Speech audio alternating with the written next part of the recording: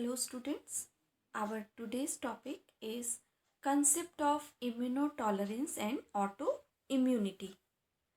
So immunotolerance है क्या? सबसे पहले तो ये समझने वाली बात है। तो जिस तरह से हम आप सुनते होंगे कि हमारे आपस के रिलेशनशिप्स हैं या एज सच हमने आपको सेल्फ एंड नॉन सेल्फ में बताया था कि हमारे अपने घर के जो मेंबर्स होते हैं उनको हम अपना दुश्मन नहीं मानते यूजुअली, है ना। सो वो किसी भी तरह का कोई अगर नेगेटिव रिएक्शन भी कभी करते हैं तो हम उसको टॉलरेट करने की कोशिश करते हैं। In the same manner immunotolerance ensures that immune system avoids destroying the host। तो इस तरह से इम्यूनोटॉलरेंस जो है ये एक तरह से एक कंफर्मेशन है, एक श्योरिटी देता है कि जो हमारा इम्यून सिस्टम है वो हमारी अपनी खुद की जो भी चीज़ें होंगी उनको वो डिस्ट्रॉय नहीं करेगा। ओके, या डिस्ट्रॉय करने की कैपेबिलिटी को अवॉइड करता है। सो ये इम्यूनोटॉलरेंस की डिस्कवरी जो है वो बर्नेट ने मैडावर के साथ मिलकर की थी 1960 में। इम्यूनोटॉलरेंस और ऑटो इम्यूनिटी एक ही तराजू के दो अलग अलग पलड़े होते हैं। ओके, तो सबसे पहले अब हम समझते हैं कि इम्यूनोटॉलरेंस है क्या। सो ये जो टॉलरेंस वर्ड आ रहा है इसमें सेल्फ मॉलिक्यूल्स के लिए सेंसिटिव ना होना, ये हमारी बॉडी जो है स्वयं के लिए कभी भी हाइपर सेंसिटिव ना हो और उस चीज़ को टॉलरेट करना। तो आप देखो कि जो इम्यूनोटॉलरेंस है वो दो तरीके से होगा। एक तो होगा killing of self reactive lymphocytes, मतलब कि हमारी बॉडी में कुछ ऐसे लिम्फोसाइट्स अगर एक्टिवेट हो गए हैं जो कि हमारी खुद की सेल्स बॉडी की जो भी चीज़ें हैं उनके अगेंस्ट वर्क करने लगे हैं तो उनको किल करना, मतलब ये एक तरह का टॉलरेंस हो गया, है ना। और दूसरा क्या है, functionally inactivation of lymphocytes or make the lymphocytes inactive. Functionally inactivation of lymphocytes but leaving them alive। तो लिम्फोसाइट्स को किल नहीं करना, पहला तो किल ही कर दिया, दूसरा एक और तरीका है कि उनको किल नहीं करना है, उसकी जगह पे उनको फंक्शनली इनएक्टिव कर देना है। तो ये भी बिल्कुल उसी तरीके से हो गया कि जैसे हम अपनी इच्छाओं को मार देते हैं, है ना। तो एक तरह से कहते हैं ना, कहावत है इच्छाओं का खून कर देना, तो वही चीज़ यहाँ पर भी है। लेकिन यहाँ इसी पर तरह से नेगेटिव थॉट्स को इनएक्टिवेट करने की या किल करने की बात की जा रही है। वो एक तरह से हमारी इच्छाएं हो गई, ठीक है। तो अगर हमारे रिलेशंस की बात आती है, हमारे घर के मेंबर्स की बात आती है, तो हम उनके अगेंस्ट किसी भी तरह का कोई रिएक्शन नहीं करते हैं। तो इसके लिए रिएक्शन ना करने के लिए हमें क्या करना होता है, नकारात्मक इच्छाओं की रोकथाम करनी होती है, ठीक है। कुछ भी गलत करने से खुद को रोकते हैं और या फिर नेगेटिव थॉट्स को मारने की जगह पूरी तरह से कंट्रोल कर लेते हैं और इसी टाइप के कैरेक्टरिस्टिक्स को हम इम्यूनोटॉलरेंस कहते हैं। इम्यून सिस्टम में, हमारी बॉडी के इम्यून सिस्टम के रिगार्डिंग नहीं होने देते हैं। तो सेम चीज़ यहाँ पर है। अब जो पहली वैरायटी मैंने बताई इम्यूनोटॉलरेंस की, killing of self reactive lymphocytes, इसको हम बोलेंगे क्लोनल डिलीशन।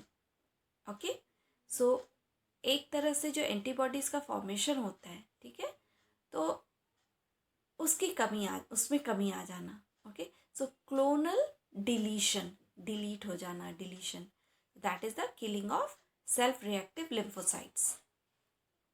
दूसरी वैरायटी जो हमने बताई, functionally inactivation of lymphocytes but leaving them alive, this is known as clonal anergy. Energy नहीं, एनर्जी ENERGY होती है ना, एनर्जी। सो ये क्या है, clonal anergy, ANERGY, clonal anergy. यानी कि फंक्शनली किसी चीज़ को इनएक्टिव कर देना. Okay, so it is the failure to mount an immune response to an antigen. Okay, so immunotolerance is the failure to mount an immune response to an antigen. It can be natural or self tolerance. So this is the failure. तो यहाँ पर जो failure word आ रहा है ये एक अच्छी चीज़ है. Okay, it is a good thing. So this is a failure or a good thing to attack the body's own proteins. हमारी बॉडी में जो प्रोटीन्स कुछ प्रेजेंट है जिनको हमारी कुछ सेल्स जो हैं बॉडी की या हमारा इम्यून सिस्टम जो है उसको उनके अगेंस्ट ही काम करने लगता है, उनको अपना दुश्मन मान लेता है. ओके, सो उस कंडीशन में जो इम्यूनोटॉलरेंस है ये क्या कर रहा है, ये इस चीज़ को एक तरह का मतलब ये जो रिएक्शन वाली चीज़ है सेल्फ के अगेंस्ट उसको ख़त्म करना, उसको मारना या उस चीज़ के लिए टॉलरेंस इम्प्रूव करना, बढ़ाना या मेंटेन करना.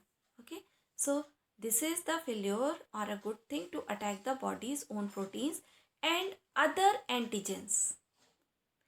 सो if the immune system should respond to self, then an autoimmune disease may result. अगर हमारा इम्यून सिस्टम हमारे अपने ही बॉडी की प्रोटीन्स या एंटीजेंस के लिए रिस्पॉन्ड करने लगेगा तो उस कंडीशन में यानी कि इम्यूनोटॉलरेंस नहीं रहेगा, कोई टॉलरेंस नहीं रहेगी. सो टॉलरेंस के एब्सेंस में क्या होगा कि ऑटो इम्यून डिजीजेस क्रिएट हो जाएंगी. सो ऑटो इम्यून डिजीज़ में आपका हम आगे इसके आगे समझाएंगे कि क्या है, लेकिन ऑटो इम्यून वर्ड जो आ रहा है इसका सिंपली आपको मतलब ये समझना है कि हमारी बॉडी की खुद की जो इम्यूनिटी है वो हाइपर एक्टिव हो जा रही है. वो इम्यूनिटी एक्टिव हो जा रही है हमारी खुद की बॉडी की कुछ प्रोटीन्स एंड एलिमेंट्स के अगेंस्ट. सो इस कंडीशन में अगर ज़्यादा ये चीज़ मेंटेन रही तो किसी न किसी ऑटो इम्यून डिजीज़ का इस कंडीशन में प्रोडक्शन होगा या इसको कहते हैं रिजल्टेंट होगा. ओके, परिणाम स्वरूप ऑटो इम्यून डिजीज़ जो है वो क्रिएट हो जाएंगी. सो हमारी बॉडी ऑटो इम्यूनिटी का मतलब क्या हुआ, हाइपर सेंसिटिव हो गई है ना. अपनी ही बॉडी हमारी बॉडी की खुद की चीज़ों के लिए बहुत ज़्यादा सेंसिटिव हो गई और रिस्पॉन्स शो कर रही है. सो अब हाइपर सेंसिटिविटी किस किस तरह कितनी वैरायटी होगी हाइपर सेंसिटिविटी की. सो hyper reactive immune response results in tissue damage. So hyper reactive हो जाएगा तो उस कंडीशन में टिश्यू डैमेज होता है. तो टिश्यू डैमेज का मतलब ये है कि जैसे आप एरिथमा जानते हो, एरिथमा क्या होता है, रेडनेस ऑन द स्किन. हमारी स्किन अगर रेड हो गई है दैट इज एरिथमा. ठीक है, तो कुछ एलर्जिक रिएक्शंस शो करना. ओके, सो ऑटो इम्यूनिटी में यही होता है, एलर्जी हो जाती है ना अपनी खुद की बॉडी की चीज़ों से. सो एरिथमा और एरिथमा के अलावा एक होता है हार्डनिंग ऑफ स्किन. तो ये चीज़ें जो है हाइपर सेंसिटिव कंडीशन में ये क्रिएट होती हैं. तो हाइपर सेंसिटिविटी दो तरह का है, एक तो है इमीडिएट हाइपर सेंसिटिविटी एंड दूसरा है डिलेड टाइप.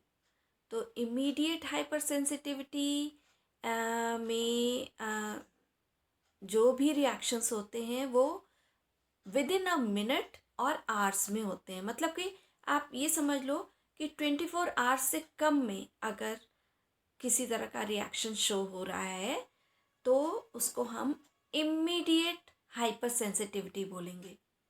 लेकिन on the other hand if the reactions will become activated after 24 hours or in days, then that type of hypersensitivity will be known as delayed type of hypersensitivity. Sensitivity. अब इन दोनों में एक और difference मैं आपको बता दूं कि जो immediate type of hyper sensitivity है उसमें बी सेल्स या you can say that humoral immunity और एंटीबॉडी मीडिएटेड इम्यूनिटी का इन्वॉल्वमेंट होता है, जबकि डिलेड टाइप हाइपर सेंसिटिविटी में टी सेल मीडिएटेड और सेल मीडिएटेड इम्यून रिस्पॉन्स होता है, तो टी सेल्स इसमें इन्वॉल्व होती हैं। सो डिलेड टाइप में टाइप 4 हाइपर सेंसिटिविटी आएगी। मतलब इन दो को आगे अगेन 4 कैटेगरीज में डिवाइड किया गया है, यानी कि type 1 hyper sensitivity, type 2 hyper sensitivity, type 3 hypersensitivity and type 4 hypersensitivity. So type 2 hyper sensitivity में इम्यूनोग्लोबुलिन जी और या फिर इम्यूनोग्लोबुलिन एम का इन्वॉल्वमेंट होता है।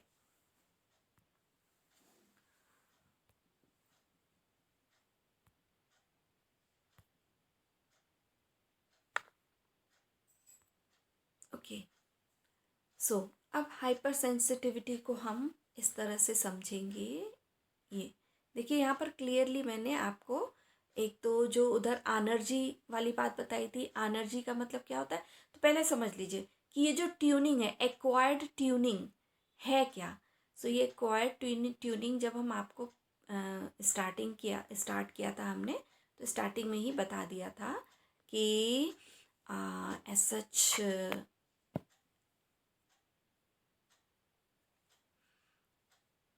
एनर्जी यानी कि इनेबिलिटी ऑफ इम्यून सेल और tolerance. Energy means tolerance, so inability of immune cells और टॉलरेंस। एंड दूसरा है मेमोरी।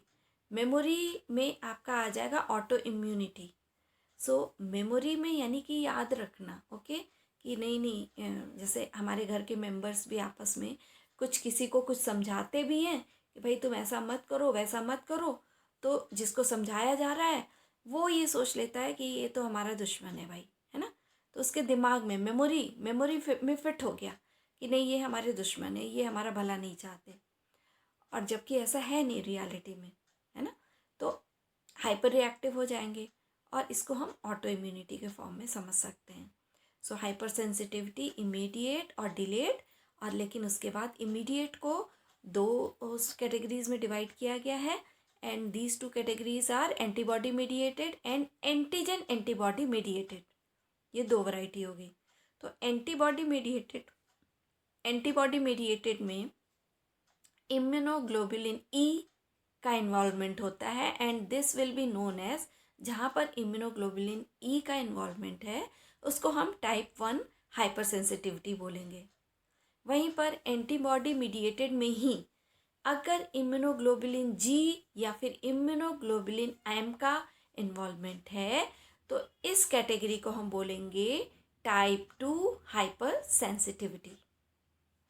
अब इसी के साथ हमने दूसरी वैरायटी आपको बताई इमीडिएट में ही एंटीजन एंटीबॉडी मीडिएटेड।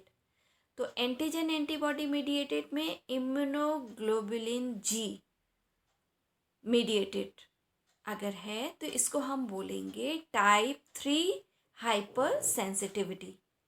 ओके, तो कायदे से देखा जाए तो इमीडिएट में जो इमीडिएट हाइपर सेंसिटिविटी होती है उसके 3 कैटेगरीज हैं, type 1, type 2 and type 3 hyper sensitivity.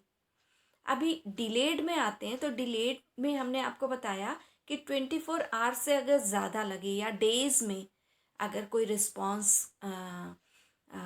Response create हो रहा है, so that is cell mediated और T cell mediated. Okay, and T cell mediated में आपका आ जाएगा type 4 hypersensitivity. So delayed में केवल एक ही वैरायटी है, that is the type 4 hyper sensitivity.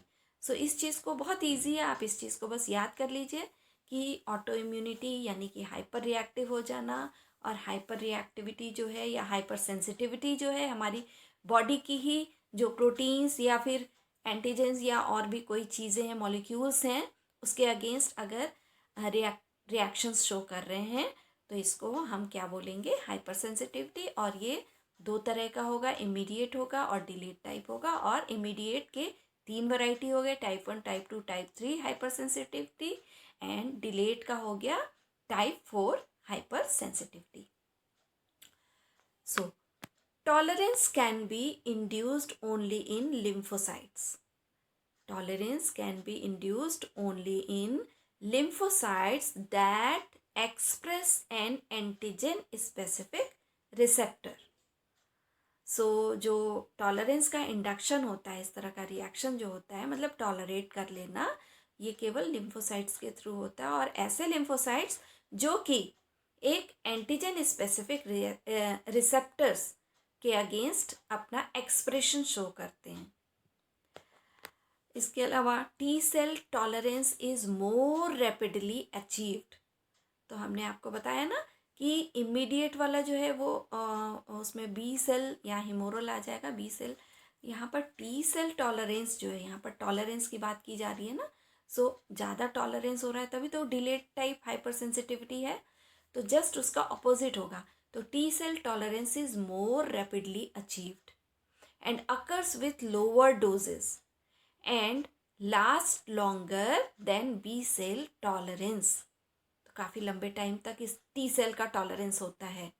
आप बस ये समझ लो कि एक तरफ ऑटो इम्यूनिटी है या हाइपर सेंसिटिविटी है और दूसरी साइड में टॉलरेंस है.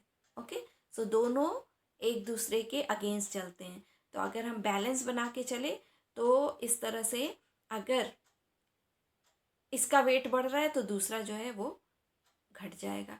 ठीक है, तो ये चीज़ आपको अभी आगे और फिगर के थ्रू हम समझाएंगे, लेकिन फ़िलहाल आप ये समझ लो कि टी सेल टॉलरेंस जो है वो ज़्यादा रैपिडली अचीव होता है. टी सेल के थ्रू ज़्यादा टॉलरेट हम कर पाते हैं अपनी बॉडी की प्रोटीन्स या फिर मॉलिक्यूल्स के अगेंस्ट. एंड इट में ऑकर्स विथ लोअर डोजेस, बहुत ज़्यादा डोजेस की भी ज़रूरत नहीं होती है, एंड काफ़ी लंबे टाइम तक ये टॉलरेंस मेंटेन रहता है in comparison to B cell tolerance के.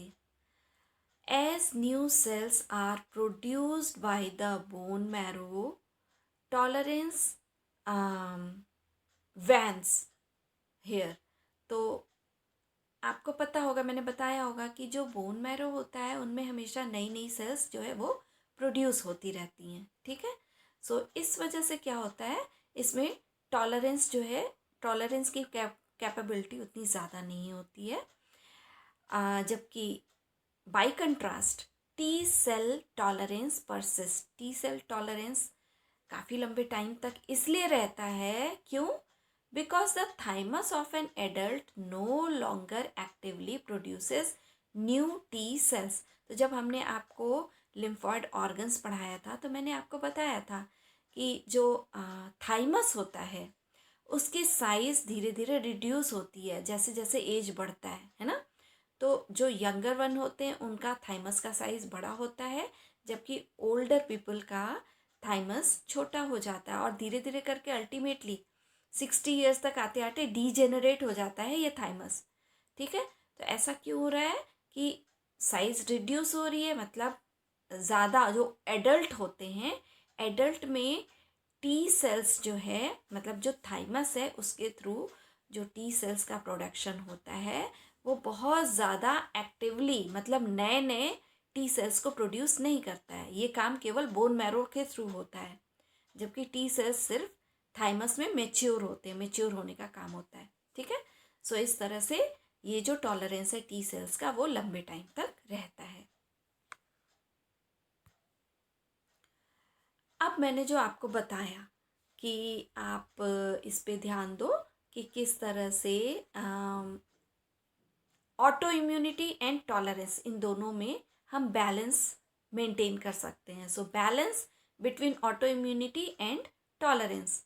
तो आप नीचे फिगर में देखिए, अगर एक तराजू है, ठीक है ना, तराजू बैलेंस होता है ना, दो साइड होता है बैलेंस का. एक साइड पे हम वेट रखते हैं, दूसरी साइड में मटेरियल रख देते हैं. तो यहाँ पर मान लीजिए कि ये जो वेइंग मशीन है या तराजू है, इसमें एक साइड में ऑटो इम्यूनिटी है और दूसरे साइड में क्या है, टॉलरेंस है या इम्यूनो टॉलरेंस आप कह लो. ठीक है, तो ये दोनों साइड में ये दो चीज़ें हो गई, और सेंटर में आप देखो कि एक सर्कल गोला सा आपको दिख रहा है. ठीक है, और नीचे की तरफ आपको क्या दिख रहा है ट्रायंगुलर फॉर्म में, ट्रिगरिंग सेट पॉइंट। तो उसका पॉइंट देखिए ऊपर की ओर को है ट्रायंगल का, तो उसको हम क्या बोलेंगे, ट्रिगरिंग सेट पॉइंट, है ना। सो एक तरह से ये इनहेरिटेड ट्यूनिंग भी होती है, ठीक है। तो ये पॉइंट जो है ऊपर का सर्कल जो है, अगर ऑटो इम्यूनिटी में क्या क्या चीज़ें आएंगी कैरेक्टरिस्टिक्स, यानी कि क्लोन सर्वाइवल, ओके, सर्वाइव करेगा, यानी कि हमारी बॉडी में जो एंटीबॉडीज़ का डेवलपमेंट होता है या एंटीबॉडीज़ प्रोड्यूस होते हैं वो प्रॉपरली सर्वाइव करेंगे। दूसरा, एक्टिवेट हो जाएंगे, एंटीबॉडीज़ काम करना शुरू कर देंगे, है ना। और तीसरा, एक्सप्रेशन, और वो अपना वर्क जो है अपने आप को एक्सप्रेस करना शुरू कर देंगे हमारी बॉडी के ही कुछ प्रोटीन्स या मॉलिक्यूल्स के अगेंस्ट, जबकि वो प्रोटीन्स या मॉलिक्यूल्स हमारी बॉडी के लिए हार्मफुल नहीं है, लेकिन ये कुछ गलत फहमी में आकर के ये ऑटो इम्यूनिटी में क्या होता है कि हम हमारी इम्यून सिस्टम जो है वो हाइपर रिएक्टिव या हाइपर सेंसिटिव हो जाता है, ठीक। तो अब अगर ये चीज़ें हो रही हैं, ऑटो इम्यूनिटी है अगर बहुत ज़्यादा अगर हो गया, ठीक है, इसका वेट ज़्यादा हुआ, तो उस कंडीशन में क्या होगा कि दूसरी साइड का पलड़ा जो है ना, वो टॉलरेंस, इम्यूनो टॉलरेंस वाला वो ऊपर हो जाएगा, यानी कि टॉलरेंस की कैपेबिलिटी ज़्यादा नहीं रह पाएगी अगर ये ऑटो इम्यूनिटी वाली कंडीशन ज़्यादा रही, या फिर क्लोन सर्वाइवल बहुत ज़्यादा हुआ, या फिर उसका एक्टिवेशन बहुत ज़्यादा हो गया, है ना। तो उस कंडीशन में टॉलरेंस ज़्यादा नहीं रह पाएगा, ओके। अब ये जो गोला दिख रहा है ये एक्चुअली है क्या, आप ये देखो, एंटीजन प्रेजेंटेशन है एक तरह का, ठीक है।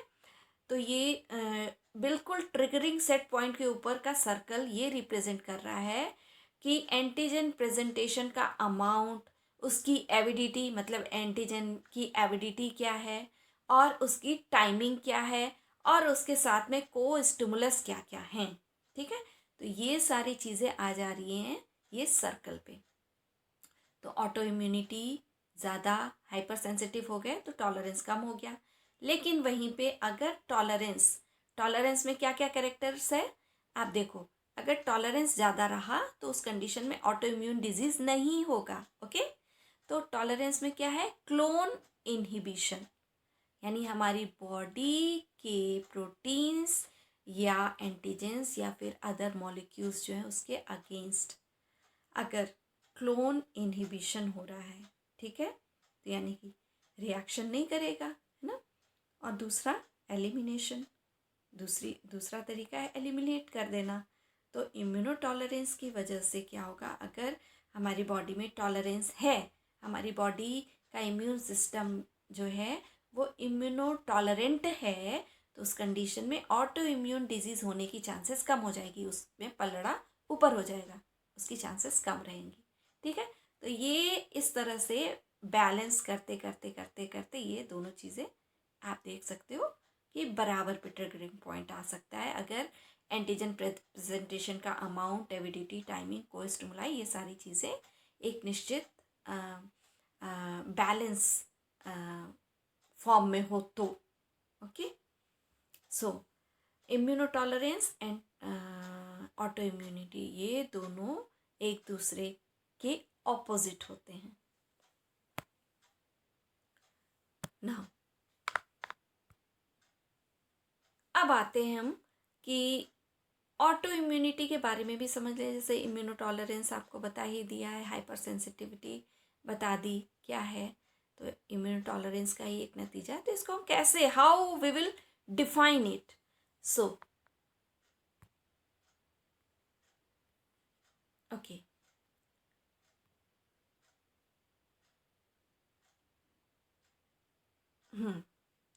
so autoimmunity, it is a condition in which structural or functional damage produced, structural और functional damage produce. Autoimmunity को ही हम क्या बोल रहे हैं, प्रोटेक्शन अगेंस्ट सेल्फ। तो ऑटो इम्यूनिटी क्या है, एक्चुअली हमारी बॉडी की ही चीज़ों के अगेंस्ट प्रोटेक्शन लेना है ना। जबकि ज़रूरत नहीं है। हमने आपको बताया भी था, हमेशा से एग्जाम्पल दिया है कि फैमिली के मेंबर्स जो होते हैं वो अच्छे होते हैं, वो हमारा बुरा नहीं चाहते हैं। अगर हमसे कुछ गलती या हम किसी गलत रास्ते पर जाते हैं तो वो हमें समझाते हैं हमारे भले के लिए, है ना। लेकिन हम उनको अपना दुश्मन मान लेते हैं। जस्ट यही स्टोरी आपको समझ लेनी है यहाँ पर। तो सेल्फ के अगेंस्ट हम ज़्यादा प्रोटेक्टिव हो जाते हैं, है ना, अपने आप को बचाने की कोशिश करने लगते हैं जिसकी ज़रूरत नहीं होती उतनी। इस कंडीशन में क्या, डिजीज्ड हो जाते हैं, है ना। तो जैसे हम लोग ये सब चीज़ें सोच करके हम एक तरह से अपना क्या बोलेंगे, ब्रेन या मेंटल सिकनेस, एक तरह से क्या बोलेंगे उसको, कहते हैं ना कि हाँ अरे ये मेंटली ये तो पागल हो गई है, जो इस तरह या हो गया है कि जो इस तरह से फैमिली को ही अपना दुश्मन मान रहा है ना, तो वही चीज़ हो गई है। So autoimmunity is a condition in which structural और फंक्शनल डैमेज प्रोड्यूस्ड। तो किसी भी तरह का डैमेज, मतलब कभी लड़ाई झगड़ा करना, कभी अपने वर्ड्स मतलब वायलेंट हो जाना, और ह्यूमिलिएट करना अपने शब्दों से। सो ये सारी चीज़ें आ जा रही हैं। तो उसी तरह से यहाँ पर आपका फंक्शनल डैमेज या structural damage produced by the action of immunologically competent cells. तो इम्यूनोलॉजिकली कॉम्पिटेंट सेल्स जो हैं वो स्ट्रक्चरल और फंक्शनल डैमेज प्रोड्यूस करने लगते हैं अगेंस्ट सेल्फ एंटीजेंस। हमारी बॉडी के खुद के जो एंटीजेंस होंगे, या मतलब कोई भी मॉलिक्यूल्स हो जिसको हम एंटीजन इसलिए बोल रहे हैं, बॉडी की ही चीज़ों को एंटीजन बोलना नहीं चाहिए, लेकिन बोल रहे हैं क्योंकि हमारी बॉडी रिएक्ट कर रही है ना, हाइपर सेंसिटिव हो गई है कुछ चीज़ों के अगेंस्ट, कुछ मॉलिक्यूल्स के अगेंस्ट, दैट इज़ वाई। तो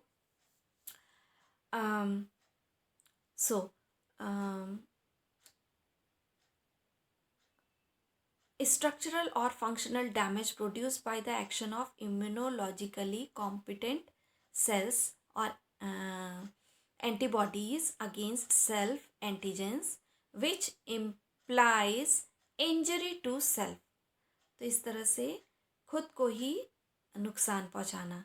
तो रेडनेस हुआ, स्किन की हार्डनिंग हो गई, है ना। सो बहुत सारी डिजीजेज हैं। आप कौन कौन सी डिजीजेज आएंगे ये देख लीजिए।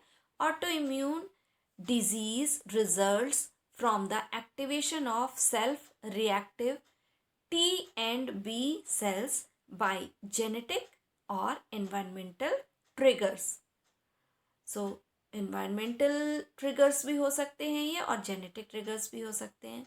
So it may cause actual tissue damage। So 4 factors for development of autoimmune diseases। क्या क्या है ये 4 फैक्टर्स ऑटो इम्यून डिजीजेस के लिए? जेनेटिक भी हो सकता है ये फैक्टर, वायरल हो सकता है, हार्मोनल भी हो सकता है, और साइको न्यूरो इम्यूनोलॉजिकल फैक्टर भी हो सकता है। ठीक है। कभी कभी कई बार ऐसा होता है ना, कहते हैं ना कि साइकोलॉजिकली ये एकदम मतलब इस तरह से या यूं कह लो जैसा हम सोचते हैं वैसे ही हमारी इम्यूनिटी वर्क करती है। अगर हम अपने आप को हेल्दी मानते हैं, हेल्दी सोचते हैं तो ठीक है। कई बार हम डर भी जाते हैं, तो इसलिए नेगेटिव चीज़ों से दूर रहना चाहिए, नेगेटिव इन्वायरमेंट से, या बीमारी के बारे में ही सारे टाइम नहीं सोचना चाहिए। तो उससे हमारी बॉडी पे रॉन्ग इम्पैक्ट आता है। ठीक है। तो ये कैटेगरी आ गई आपकी साइको न्यूरो इम्यूनोलॉजिकल फैक्टर्स में। ठीक। जेनेटिक तो हो सकता है कि भाई जेनेटिक हेरेडिटरी आप जिसको बोलोगे।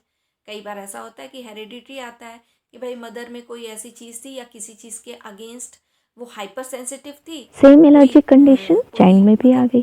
अलग अलग, जैसे कोई आइसक्रीम के लिए हाइपर सेंसिटिव होता है, कोई किसी फ्रूट या वेजिटेबल्स के लिए हाइपर सेंसिटिव होता है। ठीक है। तो कोई ना कोई रिएक्शन, जैसे कुछ लोगों को जिसको आइसक्रीम से एलर्जी होती है उनके लिप्स बिल्कुल मोटे हो जाते हैं, है ना, जब भी वो आइसक्रीम लेते हैं। ठीक।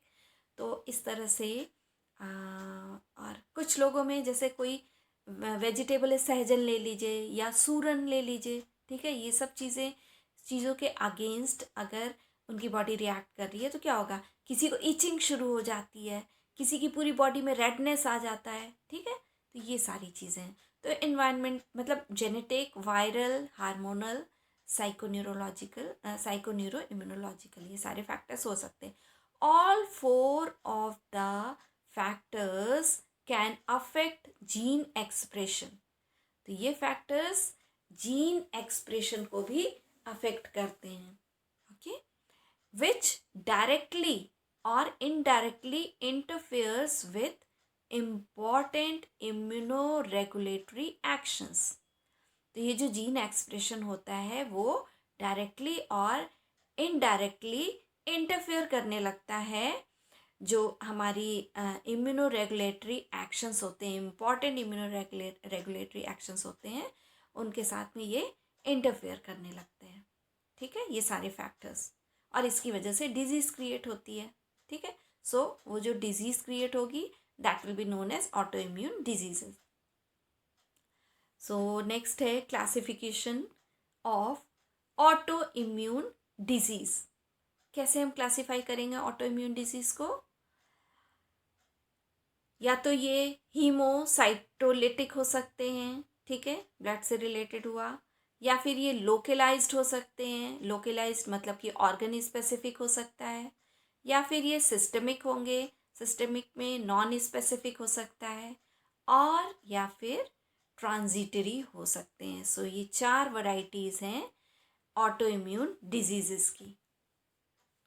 ओके, सो अब हम देख सकते हैं कि ऑटो इम्यून डिजीजेस ह्यूमंस में कौन कौन से हो सकते हैं, और दूसरी साइड में उस पर्टिकुलर डिजीज़ का एंटीजन क्या है उसके बारे में है. तो सबसे पहले नंबर पे क्या है? Auto immune haemolytic anaemia. इसको हम शॉर्ट में AIHA बोलेंगे, ऑटो इम्यून हीमोलिटिक एनीमिया. सो इसमें जो एंटीजन होता है वो एक्चुअली RH ब्लड ग्रुप होता है ना, जो रेसस मंकी के बारे में बताया गया ना, उसका उसी में सबसे पहले पाया गया था. तो so RH blood group.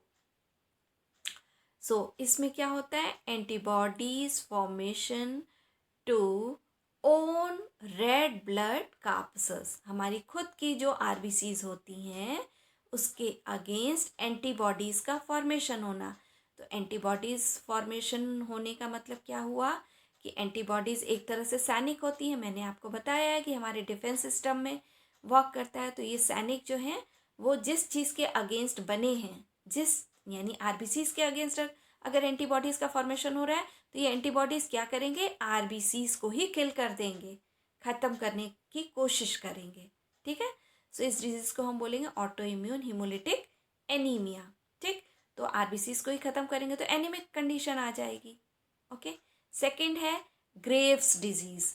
Graves disease में TSH यानी कि थायराइड स्टिमुलेटिंग हार्मोन के जो रिसेप्टर्स होते हैं वो एंटीजन का काम करते हैं. ठीक है, तो TSH के अगेंस्ट एंटीबॉडीज़ का फॉर्मेशन हो जाता है और वो इसको थायराइड स्टिमुलेटिंग हार्मोन के जो रिसेप्टर्स होते हैं उन पर ये एंटीबॉडीज़ जो है वो अटैक करना शुरू कर देते हैं. ठीक है, so this disease will be known as Graves disease, जिसमें कि TSH रिसेप्टर जो है वो एंटीजन का काम करता है. नेक्स्ट है मल्टीपल स्क्लेरोसिस. मल्टीपल स्क्लेरोसिस में एंटीजन क्या है? Myelin basic protein. ओके, सो मायलिन बेसिक प्रोटीन एंटीजन है और इसमें मल्टीपल जो नर्व्स की प्रोटेक्टिव कवरिंग को डैमेज कर देती है. नेक्स्ट है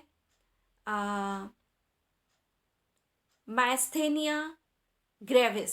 मास्थेनिया ग्रेविस में जो एंटीजन है that is acetylcholine receptor. Acetylcholine receptors antigen का काम करते हैं. It is a neuromuscular disease. Acetylcholine receptors को जो एंटीबॉडीज का फॉर्मेशन हो रहा है वो इसको किल करना शुरू कर देते हैं. नेक्स्ट है रूमेटॉइड आर्थराइटिस. आप लोग सुने भी होंगे, शॉर्ट में इसको RA बोला जाता है. तो इसमें बहुत इचिंग होती है जॉइंट्स पे, है ना. सो रूमेटॉइड आर्थराइटिस में अननोन साइनोवियल जॉइंट जो है वो एंटीजन का काम करते हैं.